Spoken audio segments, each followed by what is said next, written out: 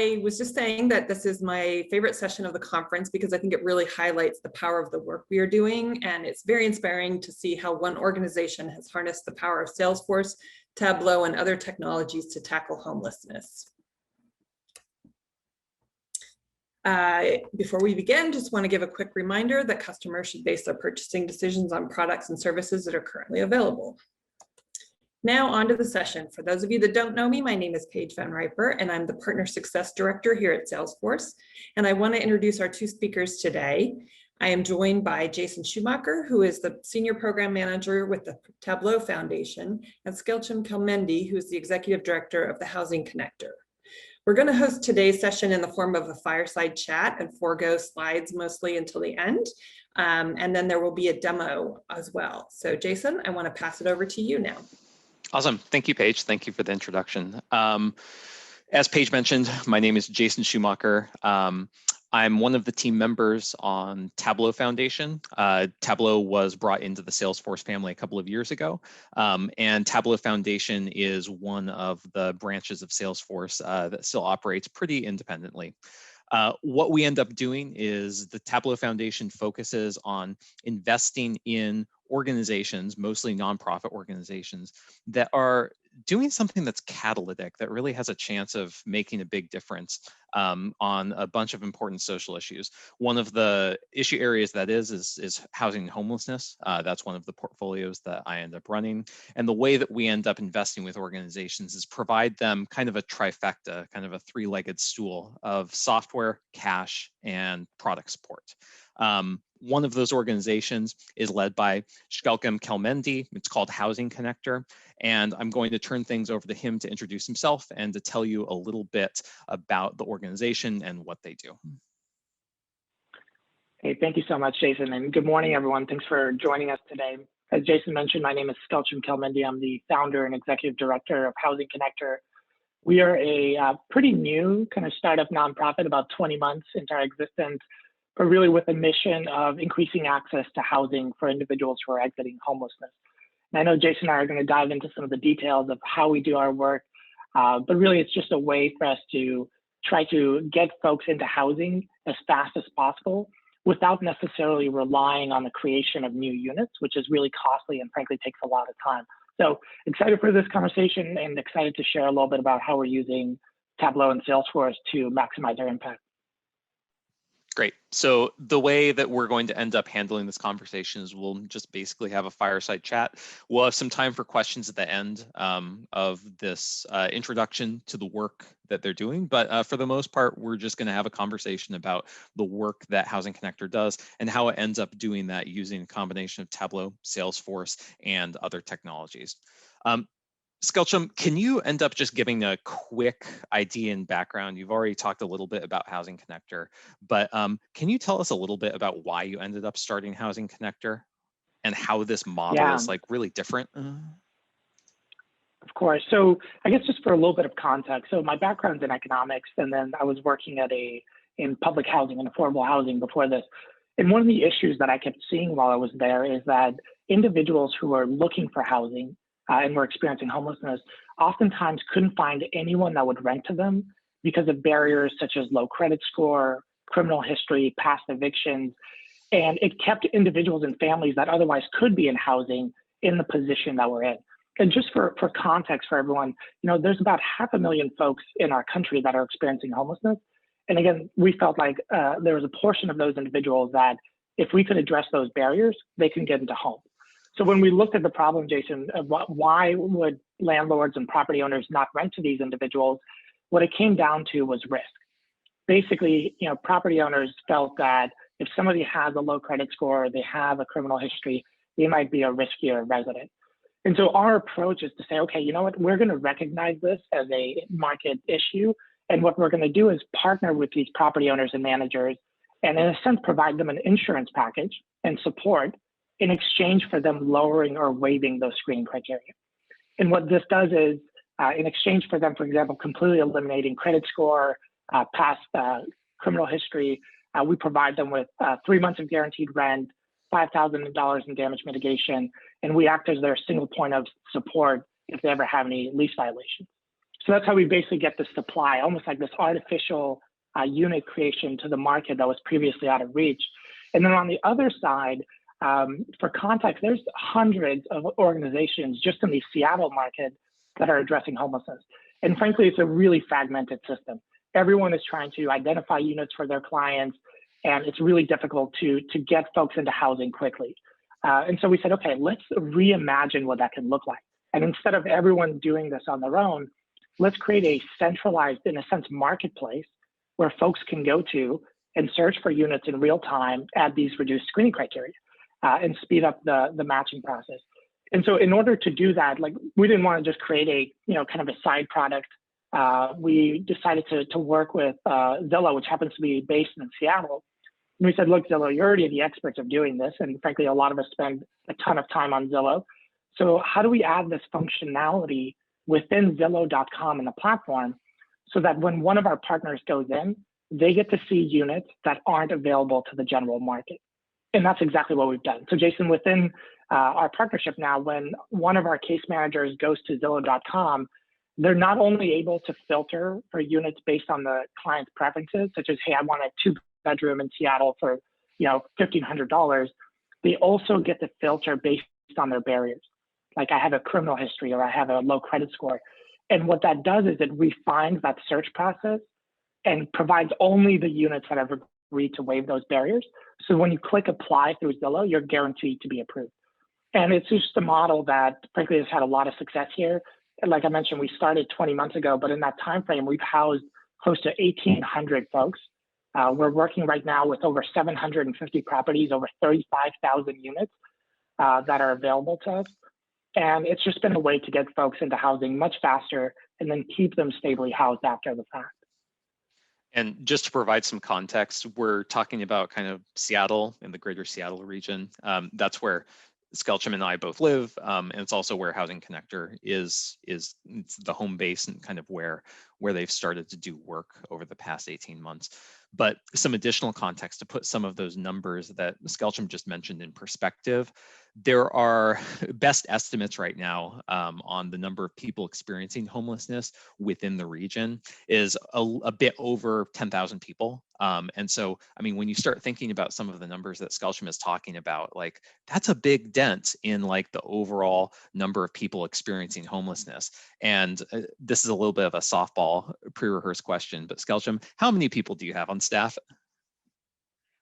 Well, Jason, we had 5, and we just added 2 more, and we can talk a little bit about later, but we're working to expanding into new markets, and so I've hired new team members. But up to this point, we have a team of 5 people managing this entire process.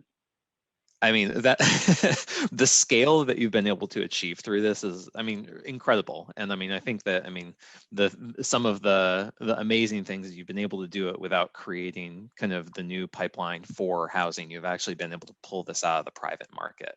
Can we talk a little bit about the technology and the platform that enables you to do this? Because like, as 5 people, you can't end up housing nearly 2,000 families like without a ton of automation, a ton of technology that helps support that work. Yeah, so I mean, and obviously we're here at a Salesforce conference, and for us, when we were designing this, what was important for me was, one, that we had really accurate data to make informed decisions and be able to keep up with the market. But 2, we had a infrastructure that allowed us to scale quickly and allowed folks to manage a significant amount of workload by kind of shifting a lot of pieces towards automation. And so what we've done, and actually I saw Brad is on the call, we worked with Bigger Boat Consulting early on to design the framework of how we utilize Salesforce to manage all these different relationships, how a property relates to an individual who moves in, who relates to a case manager, who relates to a rent payment that has to be made. And we've designed all of that within Salesforce and then created automation to basically send out reminders, send out updates, nudge landlords and case managers to make sure that the activities that need to take place are happening at the appropriate time. And also it allows us, frankly, to manage these 750 properties with literally 1 team member. We have 1 team member that manages all of those relationships. And a lot of that has been through the use of automation with Salesforce. Can you show us a little bit about what this looks like on the back end? Yeah, let's do it. Let me jump in and provide a quick demo. All right, Jason, can you give me a thumbs up if you can see my screen? Yep, you're all good. Awesome. So I want to, before we jump into exactly what we're looking at here, I want to just say something that was important. When we were designing this platform and how we are utilizing Salesforce and then integrating Tableau, one of the things that I wanted to do was every person on my team to be able to utilize both Salesforce and Tableau every single day for the work they're doing. I didn't want us to basically say, hey, only if you have these data skills can you utilize it.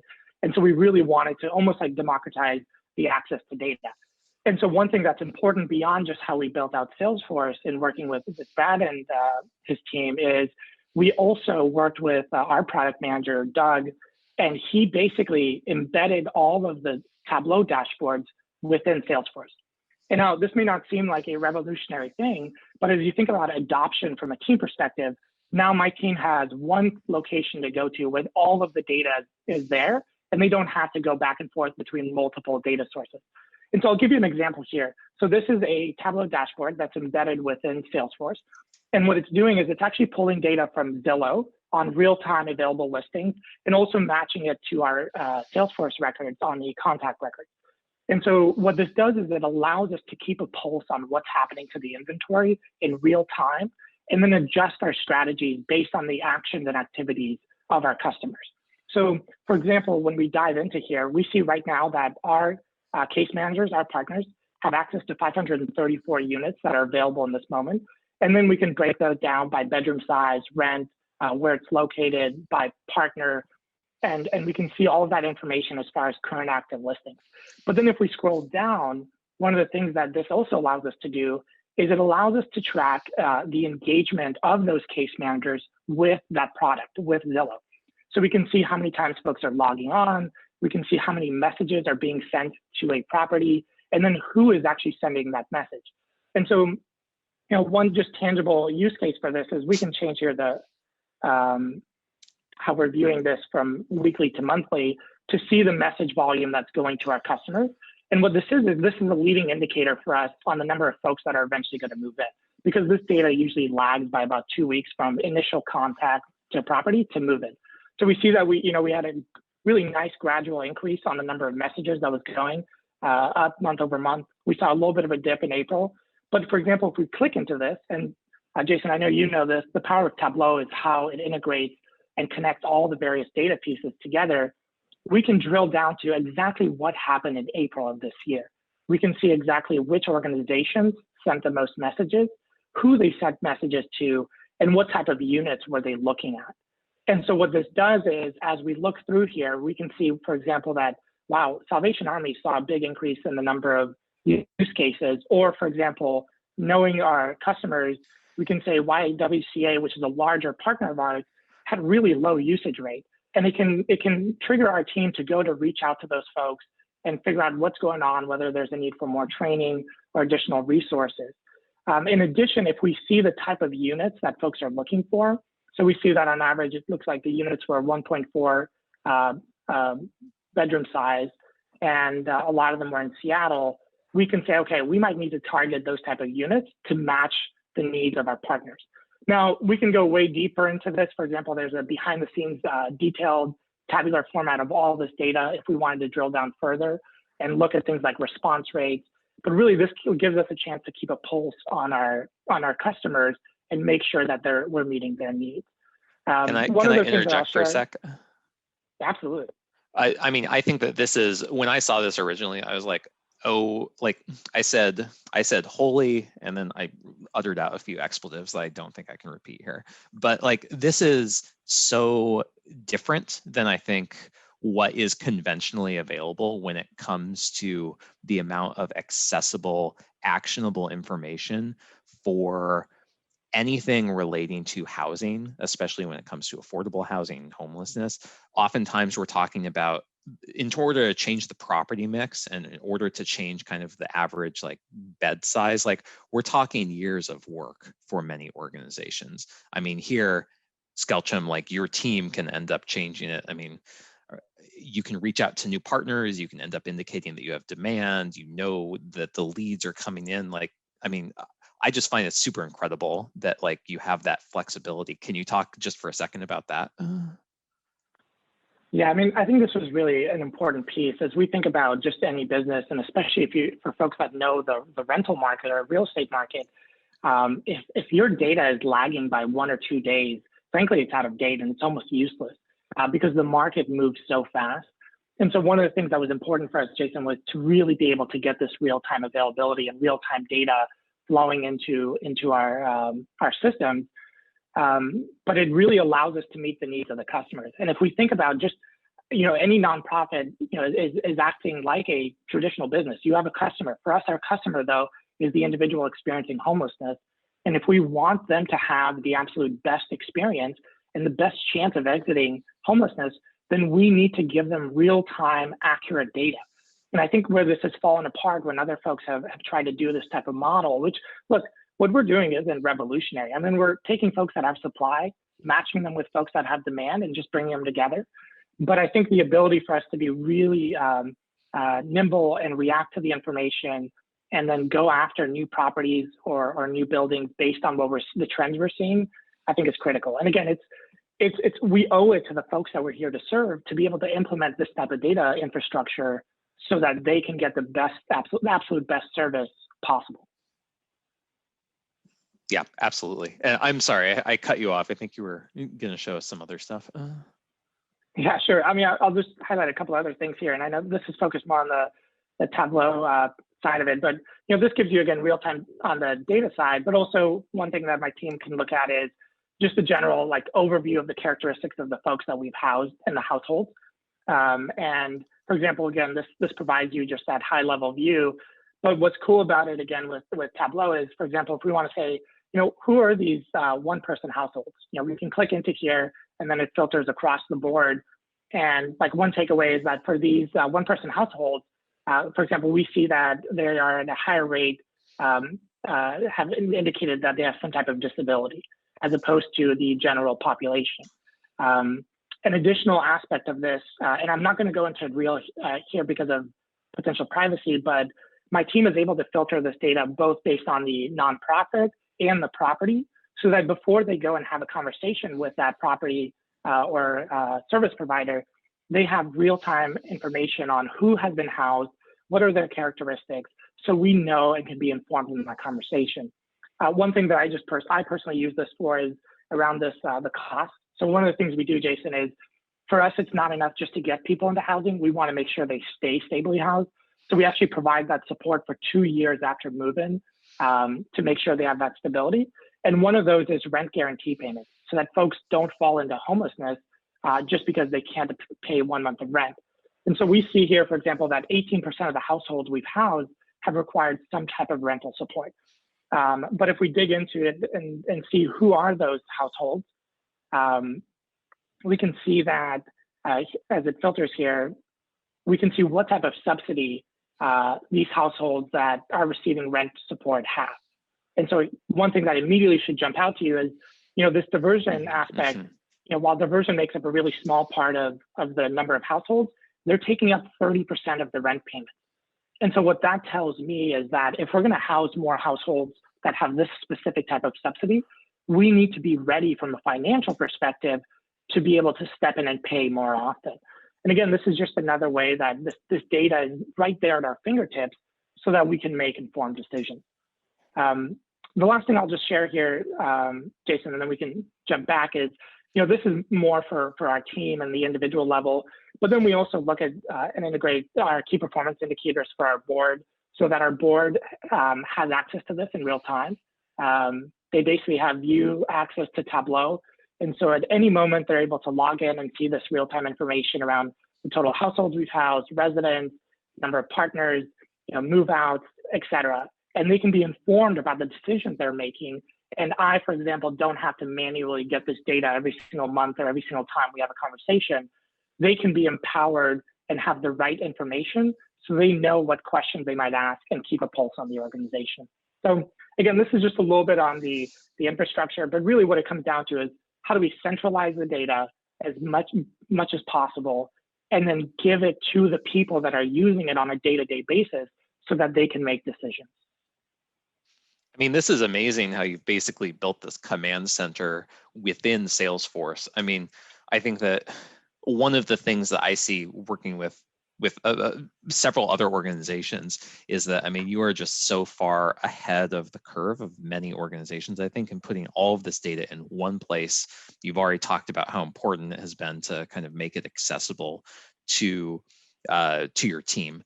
Do you want to talk a little bit more about any recommendations, anything that like is helpful for you to think about, like that you would recommend that some of the partners on this call would start thinking about or recommending to some of their customers based off of your success with this and the partnership with Bigger Boat?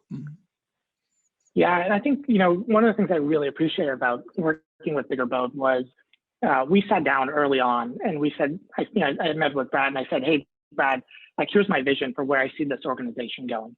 And I don't want to build something for this moment. I want to build something that will meet our needs now, but is also going to be flexible for where we're going and can match the vision and the scale that we have. And so in designing this, one of the things, Jason, that we wanted from the start was to say, how do we keep up with the scale of the organization?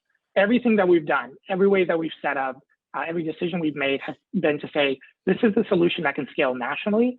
And so we need the infrastructure to do the same. And so the other piece, though, in working with the team was I wanted folks to be empowered to use the information. So what I didn't want is for a consultant to come in, design and develop this, and then they leave and we're basically helpless. Anytime we have to make a change, we have no idea how to do it. And it doesn't create that level of buy-in and engagement. And so actually one of the things that we did with Bigger Boat was we set up time where they trained my team on how to utilize Salesforce. And then what we did was we eventually hired a team member who's doing that in-house and designing a lot of these additional features and building on top of it. But one of the things that I think is really important, and from the partner perspective, is I think there's organizations that just want the quick fix because they have an immediate need and it's an urgency. But as I think about how to sustain this work and really get that adoption, I think you have to build it in a way that has the buy-in from the team and is bringing people along. And so one thing that's important there is that I think it'll do two things. One, it's going to empower folks on the team to actually utilize the data. And what that does is it's going to get better decision-making and faster decision-making because the data isn't hoarded by the executive director or a data analyst. It's actually in the hands of the people that are doing the work every single day. And I think the other piece is, like, from my perspective, we have this expectation for our team that everyone is utilizing Salesforce and interacting with the data. And so they are able to have more ownership of their work. And I do think it increases the engagement and just the level of confidence in how they engage with their work because they know they can make the decisions because they have access to the data. And we're not acting as gatekeepers to that information. So I just have one more question for you, and then we'll open it up to questions from our audience here. But we've already gotten a quick intro to this in some of the chat conversation here. Some interest in opening up in New York City. Skelton, can you tell us a little bit about kind of where Housing Connector is planning on going? Like, what does scaling look like for you as an organization? Yeah, so I mentioned, Jason, that we've made every decision along the way has been thinking about scale, which, as all of you know, there's some trade-offs to individual customization when you do that. But we really feel like this is a solution that can be sustainable across the U.S. At a much lower cost than really anything else we've seen. And so we are actually excited to announce that we are just expanding into a regional office in Pierce County, which is just south of the Seattle market. And then we intend to expand into the Denver market before the end of this year. I know I saw some folks around LA and New York. The truth is the LA, New York, and San Francisco are totally different beasts. And so we've had a lot of conversations with especially LA and San Francisco about expanding there. But as we think about making strategic decisions about expansion, we want to first test it out in markets that have similar characteristics to Seattle. Test out whether we can replicate this success, and then think about how do we scale into a market like LA or San Francisco or New York, which frankly have way more variables involved. But absolutely, Jason. I mean, we intend for this to be in every major city across the US in the next 10 years. I mean, that's incredible. I am looking forward to when we can help make that a reality. I think that with that, we have a couple of minutes for questions here before our time leaves us. I'll invite anyone to come off of mute if they want to ask questions or plop a question in the chat. The first question comes from John. He's asking us, can you talk about how you're getting the Zillow data? Yeah, so, and John, I wish my product manager was here, who actually, frankly, deserves all the credit for designing that. But at a high level, for somebody that's not as technical, what we're doing is we're utilizing different reports that Zillow is sending in real time. And then I think using Tableau to basically process that data and then connect it to the Salesforce information using different unique keys, and then being able to display that in that dashboard. It's a little bit, I think, kind of piecemeal right now because there's not a clear way. For example, Zillow is actually, I think we're the first group they've ever shared real-time information with as an external group. And so we've had to make some workarounds. And so it's a little bit, I think, clunky at times. But really, they're basically pulling real-time reports and then sending it to us. And then we're utilizing Tableau and a little bit of Python to be able to clean it up and get it into the dashboard. But John, just for context, if you want the actual detailed description, I'm happy to connect with you after and provide a better breakdown of that. I hope you all really enjoyed this session. Like I said, I just think it's super inspirational to see what can be achieved and the work that Housing Connector is doing. I want to thank Jason and Skelkum for presenting today, and thanks again. Awesome. Thank you, everyone. Thanks, everyone.